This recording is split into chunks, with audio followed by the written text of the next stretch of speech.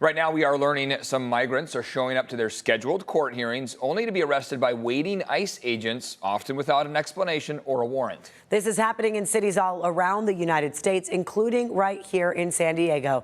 CBS 8's Chris Groh live downtown. You've gathered more information on this, Chris. What are you hearing? It's happening here in San Diego, and it might potentially even be happening right now, and at least may have already happened this morning. I spoke with the group Detention Resistance. They're locally based. They usually help migrants going through the court process to try to help them schedule these court hearings, show up to them on time. They're up on the fourth floor now watching as there are ICE agents, something that I saw with my own eyes in the hallway, presumably waiting for those whose cases are going to be dismissed to take them into custody. Now, I spoke with this group who, again, says that they've been doing this since about 2018, and they have never seen ICE agents in the hallways of these court proceedings in the past. That this is something that is unprecedented, and they've been videotaping as these individuals have been taken into custody. And this is something that has matched what we have seen in other major cities here across the U.S. just recently. In fact, take a look at this video. This is from Los Angeles just over the weekend. We know that there were a number of individuals, unconfirmed just how many, that may have also been taken into custody as they showed up to their court proceedings to go through the immigration process, only to have their case dismissed and to be taken into custody. We know that this also happened in Phoenix as well, too, that has been reported by Reuters. Now, as for why this is potentially happening here and the process that is playing out, essentially what is happening is that the federal government is asking the judge in these immigration cases to dismiss the case altogether. And when that happens, these individuals who are going through this process now become undocumented.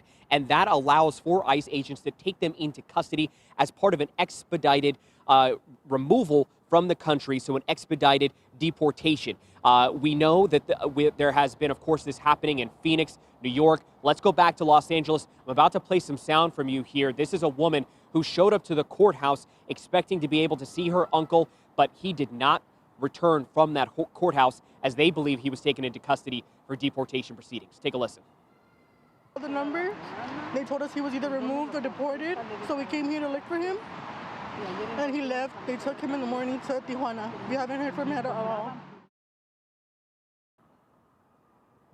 Now, I want to read to you a statement from a law group here that also works with migrants going through the immigration court proceedings. This is Casa Cornelia Law Center.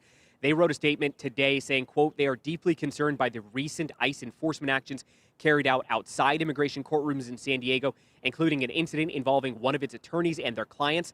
These actions, which occurred under the expanded use of expedited removal, have raised serious alarm about due process, public safety, and the integrity of our immigration justice system. We've also heard from the Department of Homeland Security, Secretary Kristi Noem, who is claiming that this is reversing the Biden era and the administration's catch and release policy, which they are claiming allowed for millions of unvetted, illegal, undocumented migrants to be let loose, as they say, quote, let loose on American streets.